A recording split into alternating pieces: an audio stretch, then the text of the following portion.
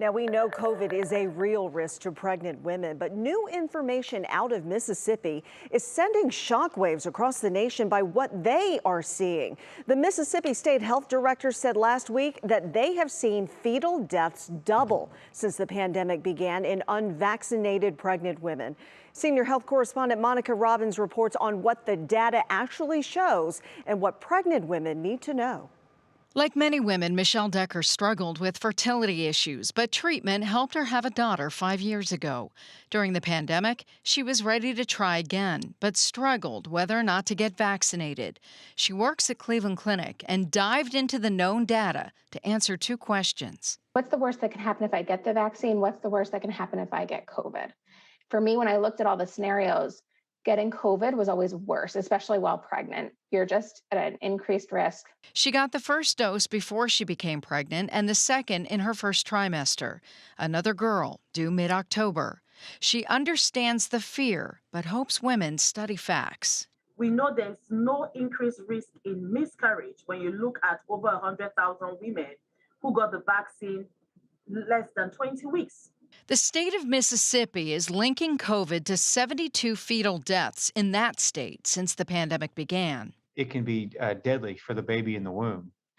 With COVID, we've seen a doubling of the rate of fetal demise or the death of the baby in the womb after 20 weeks. There's potential that other factors could have contributed too.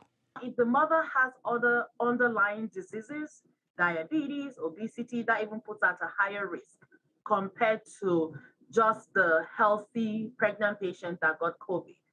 But there's no doubt COVID is dangerous to both pregnant women and their babies.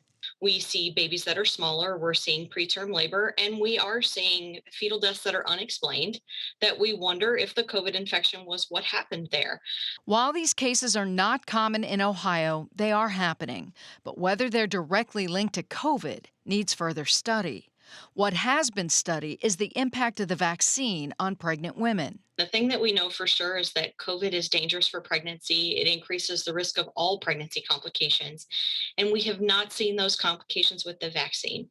Dr. Ragsdale says currently at UH, about 40% of pregnant patients receive the vaccine. She hopes to see it increase. I tell every pregnant woman I see in the office, the single best thing you can do for the health and safety of your baby is to go and get vaccinated. I'm going to do everything in my power to keep my kids safe.